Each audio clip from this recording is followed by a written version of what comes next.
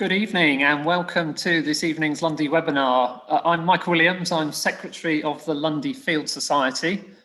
Welcome to our regular Lundy viewers and welcome also to the many Bellringers who may be joining us for the first time. I've been hosting these events for over a year now, covering a wide range of topics all related in some way to Lundy. Tonight, I will be joined by Andrew Wilby to talk to us about the restoration of the church, the rehanging of the bells, and all about bell ringing on the island. I'm sure many of our viewers this evening have visited Lundy to ring the bells, but our aim is the same as with all of these webinars, to ensure that you can understand the topic, whatever your knowledge or experience. I will run through a few housekeeping arrangements in a moment. Andrew's going to talk to us for about 30 minutes or so, providing he sticks to his brief, and then we'll take questions afterwards. I expect the whole session will last about an hour or so, maybe a bit longer. Those of you who watch regularly will know that I have a virtual Morisco Tavern background, but I am actually in the real Morisco Tavern, coming live from Lundy. I'm hoping that the Lundy internet connection will hold up. We've already had a few issues earlier on when we were practicing, so please do keep your fingers crossed. Okay, so on to the housekeeping arrangements. If you're a regular viewer, then please do make yourself comfortable while I go through the usual announcement. We won't be able to see or hear any of you at home, as only the microphones and video cameras on Andrew's computer and my computer are enabled. As with all of these webinars, Dave Richards is behind the scenes hosting the Zoom session from Cambridge. And if anything goes wrong, Dave is going to have to take over and navigate us through the webinar. A recording will be made available afterwards, and I'll let you know how to find that and all of the previous webinars later. If you're watching on Zoom, you can ask questions using the Q&A function. Just click the Q&A icon at the bottom of your screen and then type your question into the box that pops up. If you're on a mobile or tablet, then you can find it on the menu bar. There's also a chat feature for comments and feedback, which Dave and I will be monitoring during the talk. If you're watching on YouTube, I'm afraid there's no facility for you to ask questions. So without further ado, I will introduce our speaker. Andrew is also on Lundy at the moment, so we will be really putting the Lundy internet to the test. So I'm hoping that Andrew is going to appear on the screen. Yes, welcome, Andrew. As usual, I have a few words of, there's going to be a bit of a time delay, I think, here. I've got a few words of introduction before we get started. Andrew Wilby led the team of volunteers that undertook the restoration of the Lundy bells in St Helens Church between 1991 and 1994. Since the formation of the parish of Lundy, he has been a church warden of St Helens and lay vice chairman of the parochial church council. In his spare time, Andrew is chairman of John Taylor and Company of Loughborough, the last major bell foundry in the UK, and more importantly, is ringing master of the Lundy Island Society of Ringers. Thank you for coming to talk to us this evening, Andrew. Without further ado, and hoping that everything holds up, I'm going to hand over to you now.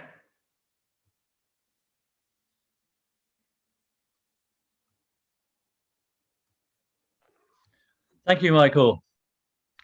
Michael, as he told you, is down in the bar of the tavern. I'm upstairs in the general manager's office, sitting in the control centre of Lundy. All the knobs, I mean, if a ship sinks or something happens, I may have to break off and do something else. So anyway, I first came to Lundy in probably about 1956 as a child and on a day trip.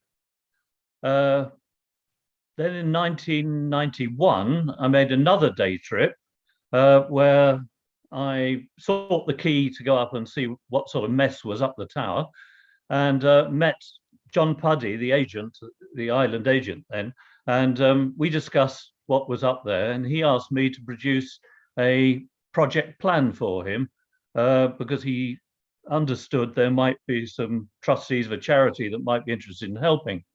So that's what we did. The key element of it was that it needed to be peopled by volunteers as much as we possibly could, because just restoring the bells on the island by a bell hanging company and then walking off and leaving them wouldn't leave any stakeholders behind, anybody to take an interest and run it. And that's what we did. And that was in 1994, and it's worked. So that's my Lundy history, really. So perhaps we're going to start with a video of some Cambridge ringers ringing the bells, so you can hear what they sound like. And probably the technology won't allow me to give you a running commentary as we go. So take it away, Dave.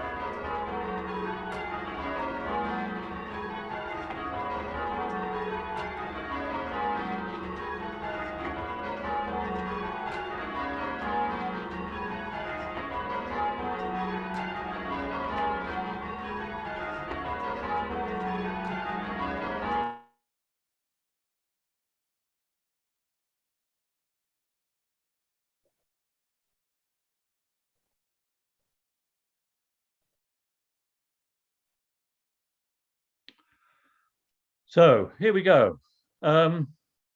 This talk is about the bells, the building, and so forth. Tonight, as we told you, it's live from Lundy.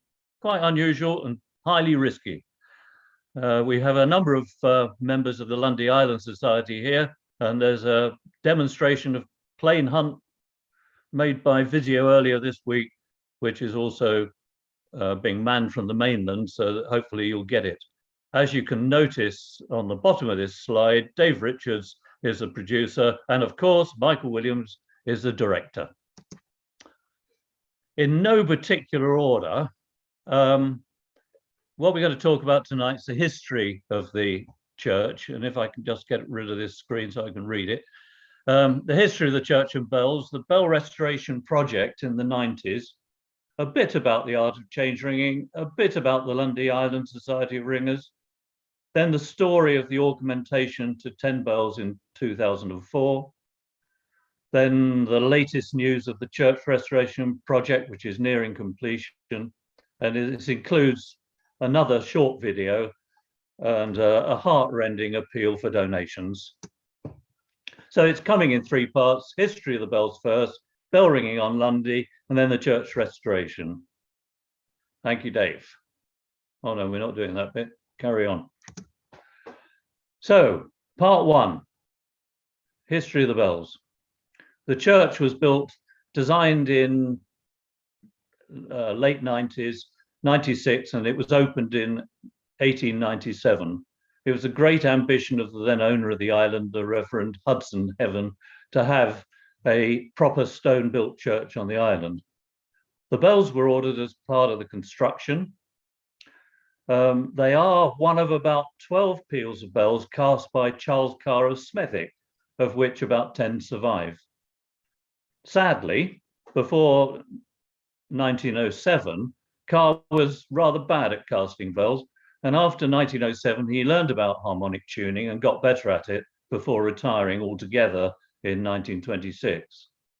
They were hung in what we call a composite bell frame with timber members and cast iron.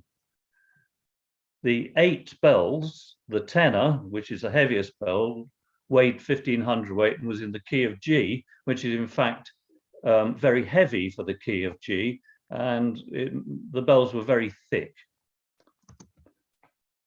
Sad story. In 1905, at the invitation of the Reverend Heaven, a team from around the Bristol area came over to Lundy to ring the bells, because it seems they had only been rung once or twice before by ringers from Ilfracombe, and they came over to ring a peal. and they found the bells were nearly unringable then. It was only by the saving grace of a storm and being marooned on the island for a night that some of the ringers went up and did a lot of maintenance work on them, and they had another go the next day. And there is the peel board you can see of that team. You can see they rang it for the Gloucester and Bristol Diocesan Association. And that was the first peal on the bells, and something not to be repeated until 1994. The bell frame was badly affected by salt-laden air, and the cast iron elements of it basically had flaked away very quickly, and the whole installation was very, very unsafe. Probably, we think the bells were totally unringable by 1920, if not before. Sometime after that, they lowered into the porch for safety, and there's a photograph taken of 7 of the bells there. The heaviest bell, the tenor, was kindly taken to the top of the tower and bolted to the lifting beam, which meant when we came to take it down, there was nowhere to get the block of tackle between the lifting beam and the bell, which is another story. The priest in charge, who was, I think, Vicar of Appledore at the time, wanted to sell the bells for scrap, but either Martin or Albion Howman refused to transport them to the landing bay to spoil his intentions, and fortunately for us, they remained in the porch. As I've mentioned, in 1991, I met with John Puddy, and we subsequently got an invitation to appear before the trustees of the Doris Field Trust, who were meeting in Oxford. I remember we both sat outside the boardroom waiting to be called in like 2 naughty schoolboys waiting to see the headmaster. And the trustees heard the plan, looked at each other and agreed to fund it, and said to John and I, well, there you are, you better go and get on with it. All 8 bells were moved out of the porch in 1992 to get them ready to go off the island. They were sent off to Aaron Smith's, the bell hangers in Derbyshire, for tuning and new fittings.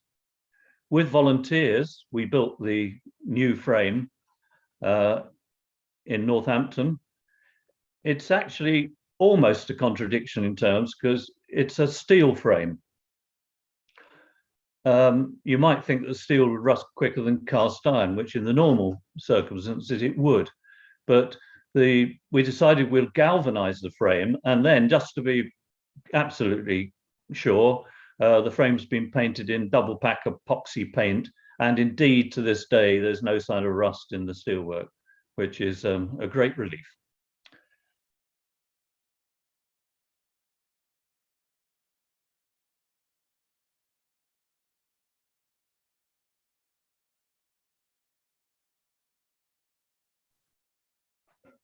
Something's happened.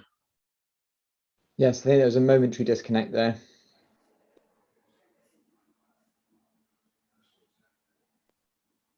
I'm sorry, I've lost the... Andrew, it's Michael here. If you want to start reshare your screen again, yeah, we can see the screen share. Excuse the phone. I am screen sharing. Yeah, that's fine. Yeah, if you want to click from current slide, I think we should be okay. The next button along. Yeah, I've got it. Yeah. Right. Yes, we were lent the JTB. We had a run of all the facilities, and in a couple of weeks we had the bells installed. It involved an enormous amount of concreting, and the one panic I did have, we were told the tower had to be repointed and stitched up before the bells were rung. Well, somehow we got it back to front, and the tower hadn't been stitched up and made safe. And unfortunately, or rather fortunately, the tower didn't fall down when the bells were rung. I was quite relieved. There is no photographic record of the restoration that we can find. Those days were before the days of having cameras and your phones and things like that. And it would seem we're all so busy that nobody took any photographs, not that we can find. So the project was completed, much to the surprise of some of the islanders who thought it would be another project on the island that would get half done. And we were flattered to have BBC TV planned to come across to hear the first ringing of the bells. Well, you don't have a tryout in front of the cameras. So in secret, we tried them out the previous evening with all the islanders joining in. And then they were sworn to secrecy that they wouldn't spill this out in front of the TV cameras. So we had people saying, oh, yes, I've never heard the bells. No, it's going to be wonderful to hear them and all that sort of thing. And it was a well-kept secret until the BBC cameras left. Right, moving on to the second part. What are bells made of? They're an alloy of copper and tin, something like 22–23% tin. That makes the copper brittle, so it resonates when it's hit. How do they work? There's a picture of one of the bells. You can see the wheel, you can see the bell, you can see the headstock that it hangs from. And with that wheel, the bell rotates through 360 degrees. So it is swung up until it's mouth upwards, and then it's rung in full circle, and it strikes once for every rotation. By taking the bell up to the balance point, you can actually hold it and control it. Therefore, rather than have it swing and strike at any old time like a pendulum, the ringer can control when the bell's rung. And that's down to skill, and it's a motor skill that ringers have to learn. Well, some never do, but that's what you're supposed to do. Change ringing. Instead of ringing tunes on bells when they are ringing full circle, we ring changes. In other words, we alter the order in which the bells are struck. And we're going to demonstrate that with a short video of ringers, some of the members of the society, who are going to hold a number so you can see the number of their bell. They're going to change places rather than alter the order in which they ring the bell. So you can actually see the changes being made.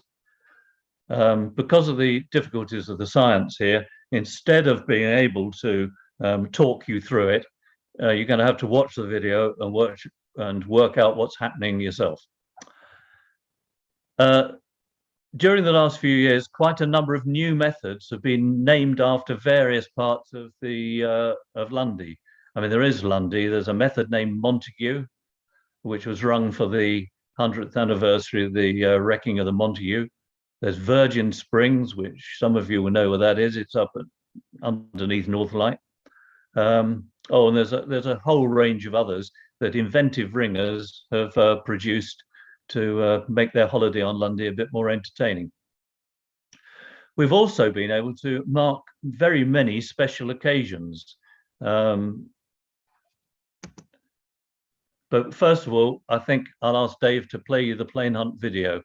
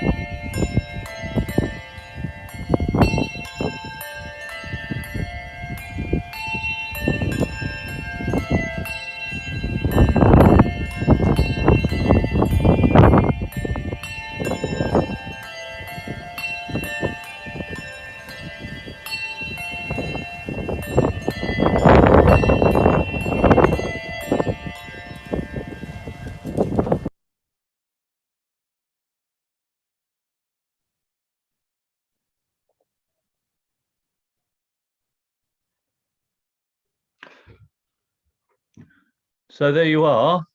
I hope you enjoyed that. I can tell you it took quite a lot of rehearsing, but we did actually settle for the first take because it was unlikely we'd ever do it right again. Catching up with the slides. So what is change ringing? If you take 5 bells, which is one of the lowest numbers people ring, on 5 bells, there are 120 possible different combinations. You work that out by multiplying 1 by 2, and the answer of that by 3, and then by 4, and then by 5, and that comes to 120. And it takes, shall we say, about 5 minutes to ring. On 6 bells, what we call the extent, the total number of changes is 720. It is 6 times 120. And that takes about 25 minutes.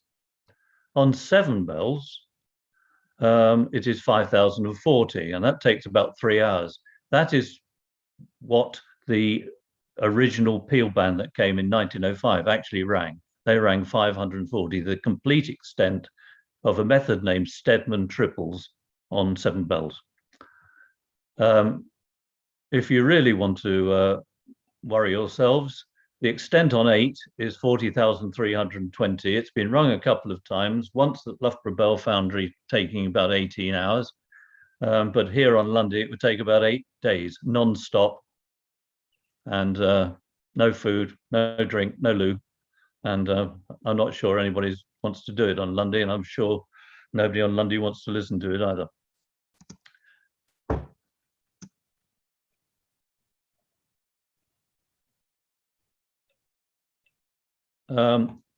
Following on, in 1994, we formed the Lundy Island Society, and we've had, for the first few years, we had regular annual festival weeks, which were very well attended by a lot of people.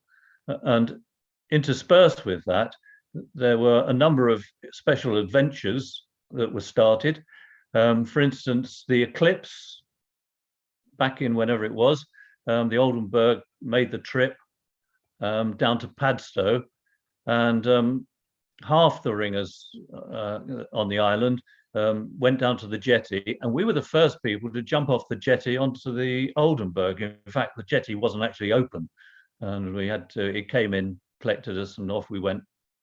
The tavern had laid on 2 barrels of special beer to celebrate the blackout. Those that stayed behind probably got a better view of the eclipse because we were down in the clouds at Padstow. And when we got back, the ones that had been left behind had drunk all the beer. So actually, there was a bit of dissension in the camp after that. Every year, for a lot of years, the Society's produced T-shirts. Here's a couple of them. Now, the problem with those is that they do rather date you. If you go into the tavern wearing one of those, the next thing is somebody's asking you if you want to sit down in a nice chair in front of the fire. So they're not all that much use. But the one on the right, have you eaten at SJ's? Now, this is a reference to the North Light Tandoori story, which really did happen when one of the younger ringers managed to indicate that he really thought there was a curry house at the North Light. So we wound him along. He was given the number by the bar staff to ring, which happened to be a mobile phone out on the grass outside. And he got the menu, and he went round and took everybody's order. And you imagine we were all going to walk up to the North Light to eat it. Anyway, at some point, the guy who was sitting outside taking the order walked in and stood next to him by the phone by the bar. And when he saw it, well, he rushed upstairs while the whole establishment had about a 10-minute hysterical outburst. I mean, it really was seriously bad. And we were roaring with laughter. And then he came downstairs, and he hadn't got it in one. He actually said, and I suppose you're going to tell me there is no curry house at the North Light. And it still makes people laugh who were there at the time. Andrew, it's Michael here, just interrupting you. We're only seeing your your editorial view at the moment. So if you want to click from current slide at the top, we'll get the full screen version. Oh, right. Okay. Okay. Right. There's a t-shirt from the Eclipse, and the other one the other one made specially for those that stayed on Lundy and drank all the beer. This is my favorite. It's a very useful t-shirt, and people are very kind to you.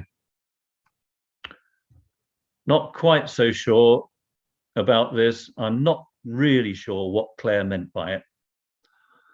And there we are. There's the LIS Jubilee a few years ago, another t-shirt.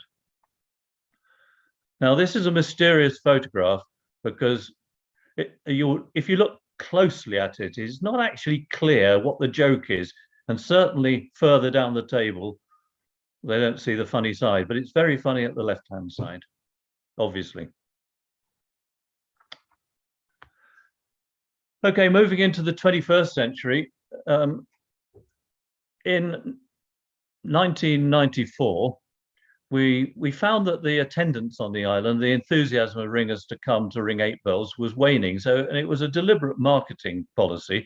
We decided we'd augment the bells to 10, which meant people who had been regular before would feel obliged to come back, but also it would create more variety for them. And it's been remarkably successful. The ringers' attendance on the island after that shot up. Strong growth in ringers having holidays on the island. We also had to do some sound control improvements because the sound control that was in there was gradually wearing. The weather was leaching a lot of substance out of the boarding and what have you, and they're gradually getting louder. So there's a slide in a moment where you can see us completely renovating the sound control. So it can now be open for services, but it can be closed right down and doesn't cause any disturbance to the other people on the island. I'll come back and just mention the impact of COVID and return of ringing. But here's the graph of the number of peals and quarters. The peals are the 3-hour stints, you can see. And what you can see there is from 1994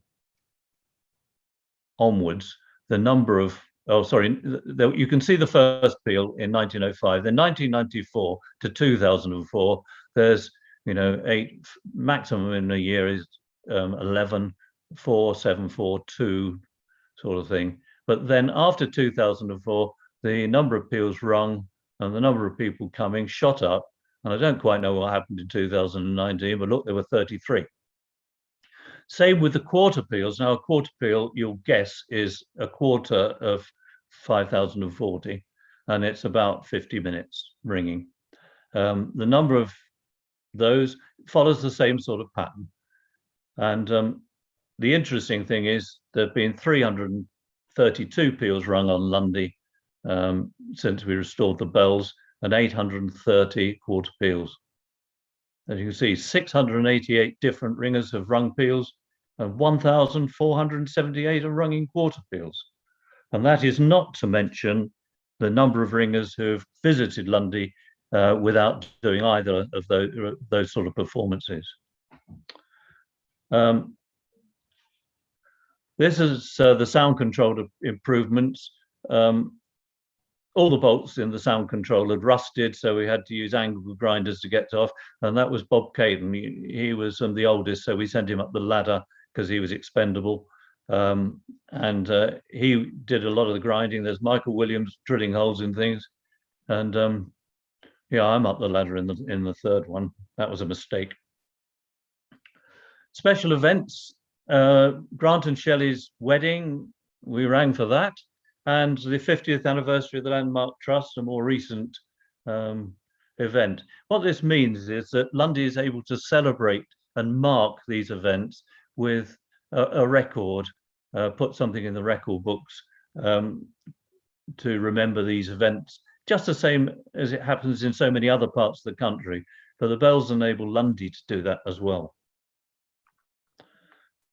Other things happen, like Christmas Day, needless to say, you have to dress up, and the New Year's party.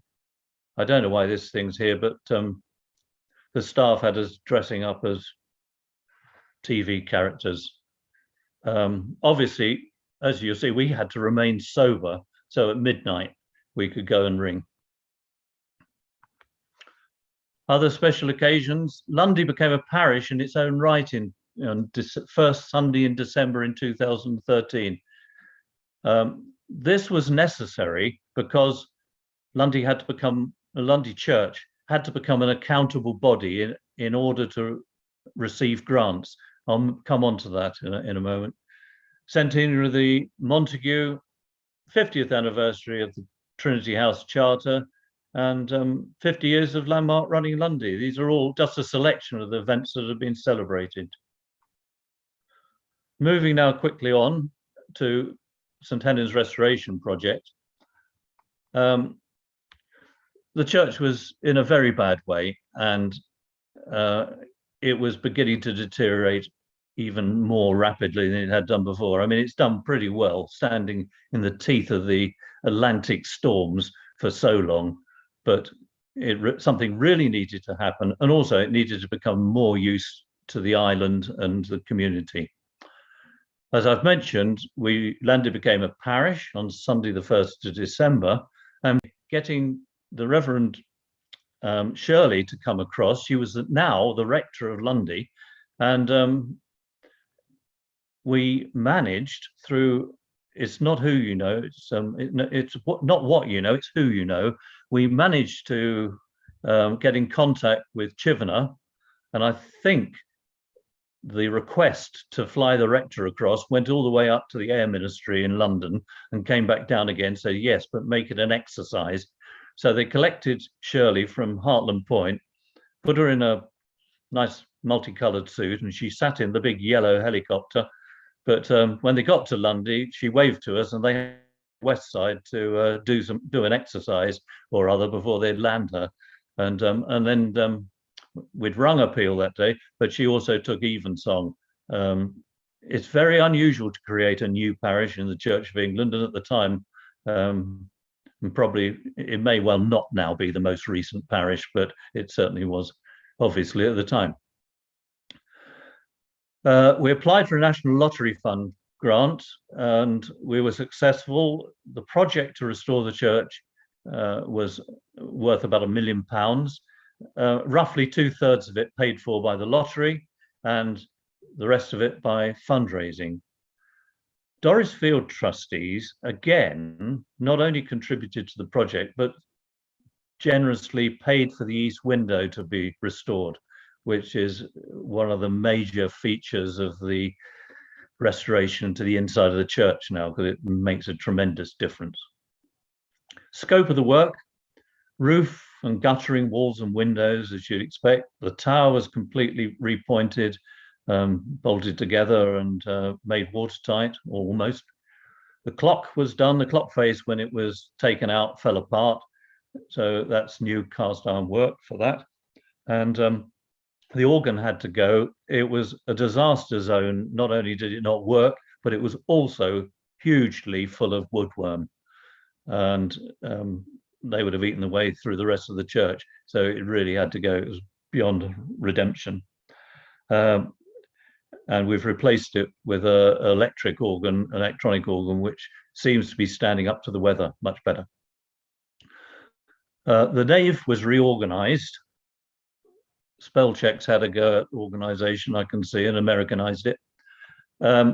It was reorganized so that it could become an exhibition space and a flexible space and part of the education and study offer that we have undertaken as part of the National Lottery Fund scheme. The vestry was reorganized and turned into accommodation for the clergy, and now provides facilities for the LFS and for other study. And we pay for half of Rosie Ellis's time as the education officer, running the education program that the church now operates with school children from the mainland and much else. So St Helens Centre is now available for worship, education and research. A couple of slides just showing roughly how bad things. We had plants growing out of everywhere, the leaking roofs, leaking windows, hardly any point in shutting the door because the wind came in through cracks and crevices, and that's now all been dealt with. In becoming a parish in its own right, we're now part of the Heartland Mission group of parishes. So we're governed by church law, so we have to have church wardens and a PCC, and it's now a normal, properly governed part of the Church of England. There was the east window prior to restoration, and it looks like Michael and myself discussing it. I assure you that's what we're doing. The middle picture is just a glimpse of what happens around Midsummer's night at sunset. The church is orientated so that about that time, around the 21st of June, as the sun sets, it shines through the windows at what would be the West End, but sort of northwest, and illuminates the reredos and the church. And it's quite a spectacular sight if any of you get the chance to be here, and you get clear skies, so you get a sunset. And there's a picture of the restored east window. In east window, we found as much of the stained glass as we could, but some of it had to be put back up plain glass because it was just gone and missing. There's a picture of the church in scaffolding, and some work going on at the back of the church during the restoration. That was the speakers for the new organ being restored. It's quite a powerful instrument, and they can hear it in Woolacombe, I'm told. Looking at the chancel today, that's how it is now. It's been restored. The service part has sort of retreated largely into the chancel, clearing the nave for exhibitions and other things. And there's a shot of the banners and some of the interpretation that's not in its proper place at the moment because we've had to move the pews to make a one-way system to COVID-proof the nave. But it makes for those that haven't been, it makes a very interesting read, and it's quite enlightening about the history of Lundy. This was for the completion of the restoration project, or at least we haven't finished paying for it, but this is the Bishop of Exeter came across and confessed he couldn't swim and didn't like water, which is strange. You think bishops could walk on water, but won't go there. And there are pictures of us all with the Heartland clergy entertaining the bishop, and it was really quite a special day. So here's the heart-rending bit, and you were warned. The COVID pandemic has not been kind to St Helens. We've not had any grants or subsidies, and there's 18 months of lost income, which we were counting to pay towards paying off the bill. So the vestry is now available for commercial letting via the Bideford Shore office for the weeks when not required for the church, clergy, or the LFS is study and study purposes. We're lucky to have a generous loan underwriting our £10,000 shortfall, but once cleared, the church will be financially self-sustaining, but we do need to pay it off. We have a project extension until next year, but we still need to find that 10K. So that's it. Thank you very much for listening. It's been a bit of a race. I'm sorry I'm over time, or not much. But please, you'll know how to make a generous donation if you really feel you have to, and I hope you do. thank you for listening again, and farewell. Andrew, thank you so much for that wonderful talk. I think just to wrap up on on your point at the end, if anybody wants to make a donation, then please get in touch with me, and I can point you in the right direction. I do suspect that we're going to have a few difficulties in terms of the time delay. I think the time delay has improved slightly, but we might have to bear with it. We're going to move into the Q&A part of the webinar now. I've received, I think, one question already has come in. So if you're watching at home and you'd like to ask Andrew a question, then please do pop it into the Q&A box on Zoom. As I said earlier on, I'm afraid if you're watching on YouTube, we don't have any way of receiving questions from you. I've also got a question in my email, which came through last week. This is a question which I'll move to this one first. Carol Lee dropped me a line. Carol's actually on Lundy here at the moment, so she's not able to watch this evening, so she's going to catch up next week on YouTube. But she asked me if, as an ordinary visitor, as she has called herself, when there are ringers on the island, is it possible to have a look in the bell tower, subject to, of course, to the prevailing COVID conditions, because church bells have always fascinated her? Andrew. I didn't hear the question. I'm sorry. It fluffed up. I couldn't hear it. Okay, that's fine. So the question is it possible for ordinary visitors to Lundy to have a look inside the bell tower when there are visiting bell ringers on the island? Well, we're hamstrung by insurance and health and safety constraints, as we are everywhere nowadays. But if you ask the ringers to look after you, they will. But you can't just wander up there on your own, because there are risks and dangers. And in fact, the staircase is not the most easy access either. So yes, ask, and it can be done. Thank you, Andrew. I hope that answers Carol's question. I'm sure she'll be interested to hear it when she's back on the mainland and catching up on YouTube. So moving on to the other questions then. So do pop them in the Q&A if you'd like to ask Andrew a question. The first one I've got is from Amanda Jones. Amanda says, as the editor of Reverberations, handbell tune ringing, she has to ask, are there handbells on Lundy? Yes, there are. There's a set donated by Bob and Ruth Smith, who are located a few feet away from me as I speak. Yes, there are. And they're available to any visiting bell ringers who come across to the island? Yes, yep. Yes.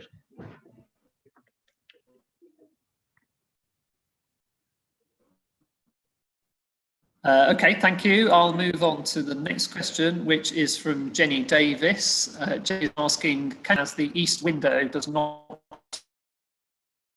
appear to face east? Yeah, sorry, Michael, we just lost the... Did you catch that question, Andrew? I think got the gist of that question, but it's a question about the orientation. I'll re-ask it. Yes, yeah. Can you explain the orientation of the church as the east window does not appear to face east?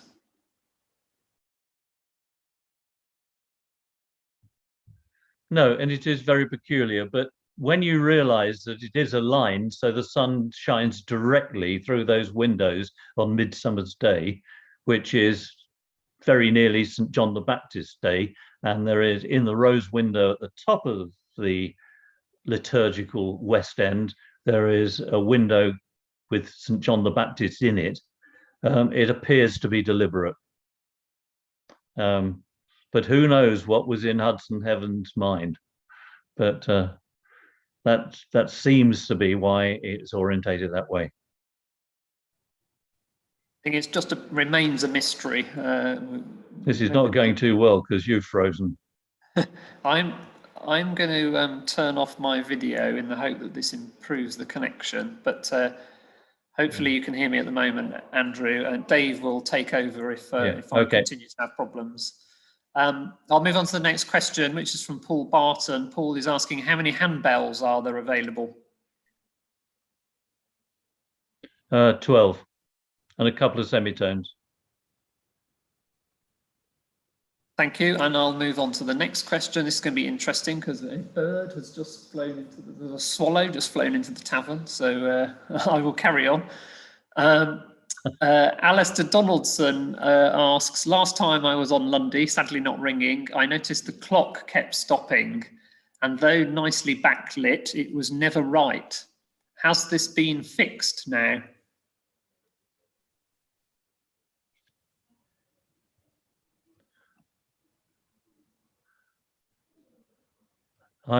Michael, I've heard you as far as nicely backlit. I'll guess the question. Yes, it's a radio-controlled clock, and when the power goes off at night, it's supposed to know where the hands are, and when the power comes back on, it knows that the hands are in the wrong place, and it spins them around until it gets them to the right place. But for some reason that we can't really fathom, it doesn't always do it properly and has to be reset. And it is a mystery. The manufacturers of the mechanism say it's just not possible it could be doing that, but we know it is, and it's a problem still to be solved.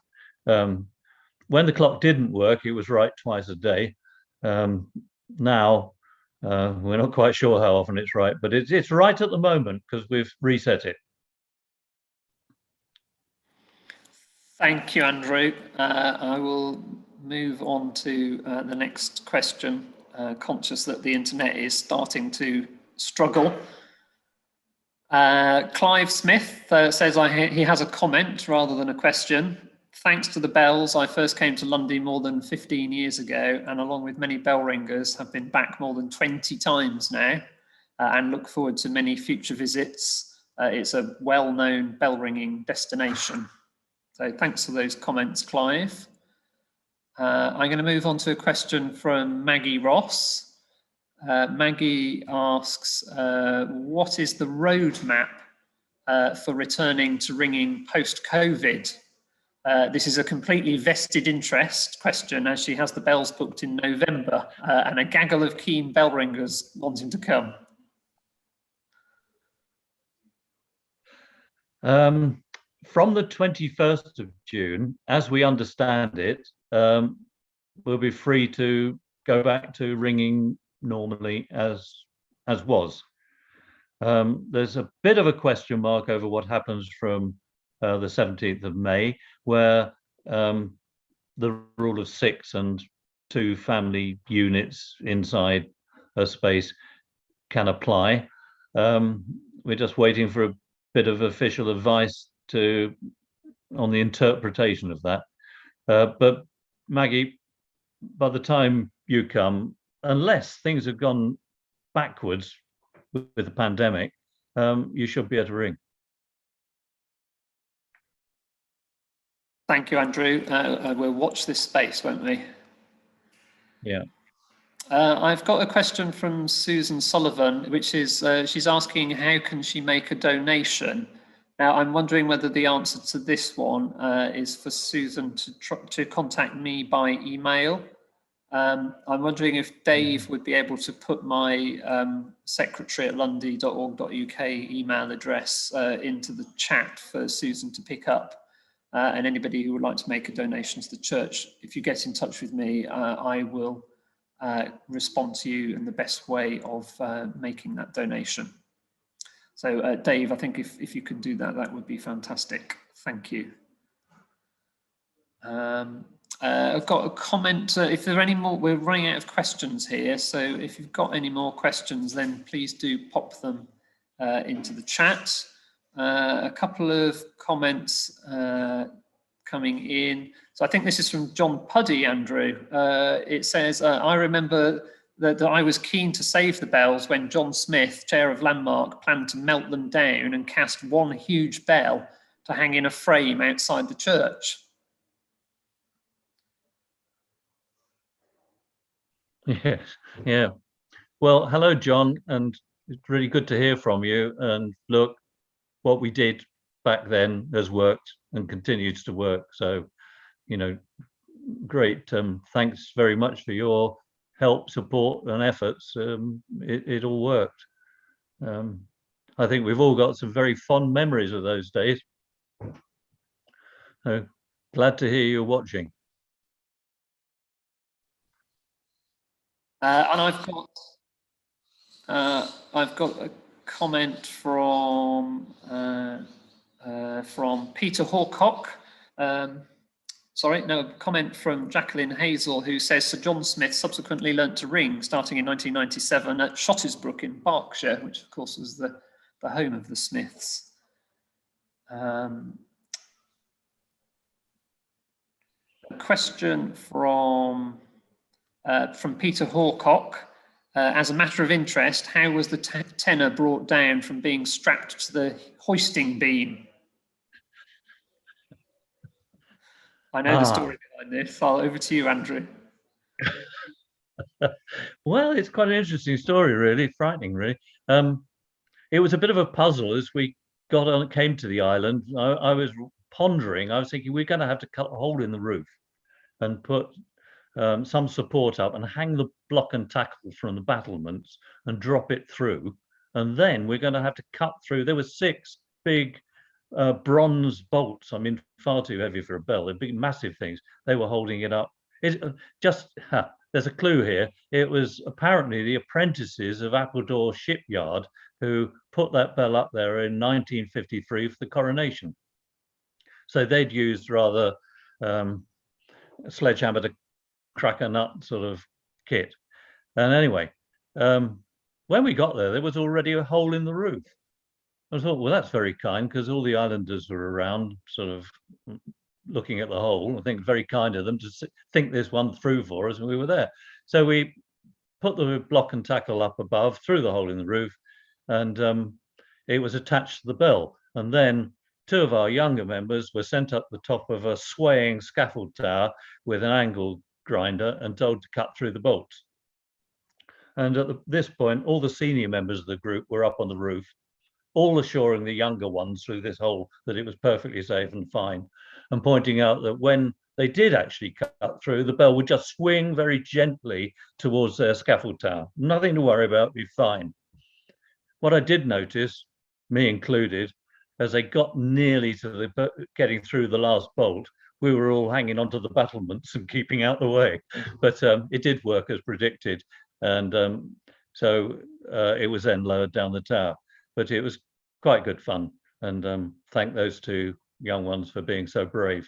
But then we discovered the islanders hadn't opened that hole in the tower. There'd been a 70-mile-an-hour storm blowing in through the clock face side, through 2 louvers, and had only 1 exit louver, and the pressure must have built up and blown this hole.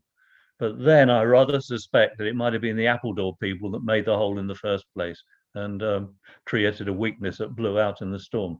But no, we succeeded that way. Thank you, Andrew. I've got a couple of comments to wrap us up here. Brian Woodcock's been in touch. Brian Leiter, they were over on Lundy until recently. On our first visit to Lundy, we saw all the bells lined up in the church. Lovely to see the bells now in action. Brian rang a quarter for his 65th birthday. And then following on from your comments, Bill Blowfield's got a memory. He says, when we were doing the bell restoration in the early days, Michael Wilby and David Hull and David Pipe wanted some cheap lodgings, so took over the vestry and found some mattresses. Subsequently, when we needed some sound control, these were commandeered and stuck in the bell openings. This left the lads wondering where their beds had gone. Yeah, no comment. I didn't remember that. I wasn't there. Right, I'm gonna wrap us up now. So it's my turn to test the technology and share my screen. So hopefully this is going to work. Hopefully you can see that. So this is really just a reminder that I'm putting these talks on with support from the Lundy Field Society. If you haven't joined the LFS yet, details are on the screen. Membership is open to all, and your subscriptions directly support our conservation work on Lundy.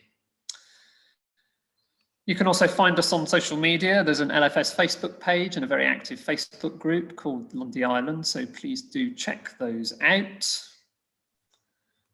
If you want to watch the webinars again or catch up on any of our previous talks, they're all available online. Just go to the address shown on the screen. We have a growing and varied selection of talks covering so many different aspects of Lundy. In fact, this is the 21st webinar since we started in April last year. Final plug here, a new set of Lundy stamps were issued on Saturday to mark the 75th anniversary of the LFS. The stamps illustrate some of the interests of the Society, including the archaeology, natural history and conservation of Lundy. And two of the stamps are illustrated with our founders, Martin Coles-Harman and Leslie Harvey, who you can see towards the bottom of the screen there. You can buy the stamps for your letters and postcards if you're visiting Lundy. Alternatively, you can order the stamps and first day covers and presentation packs from the island. Details are on the Lundy pages of the Landmark Trust website. And also, I think what I will do is I will pop that link into the chat.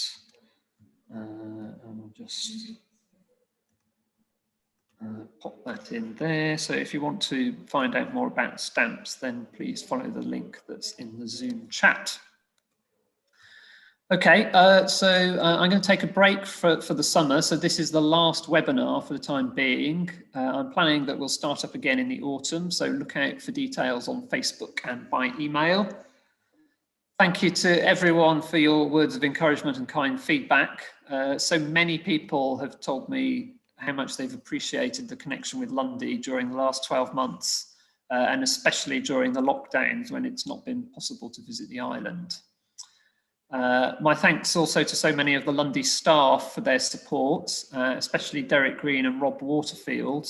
Rob has ensured that we've been able to broadcast to you live from Lundy this evening.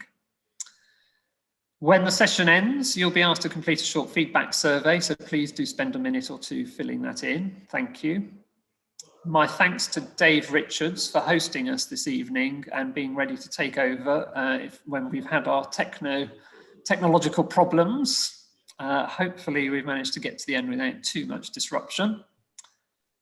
And thank you, Andrew, for your entertaining talk this evening and sharing with us the story of Lundy's bells and the restoration of the church. Would you like to say goodbye to our audience? Well, thank you for watching. Farewell. I've got to give up Derek's office now, so down to the tavern that's closed. It's not good on Lundy at the moment, but we'll get there. Bye-bye, everybody.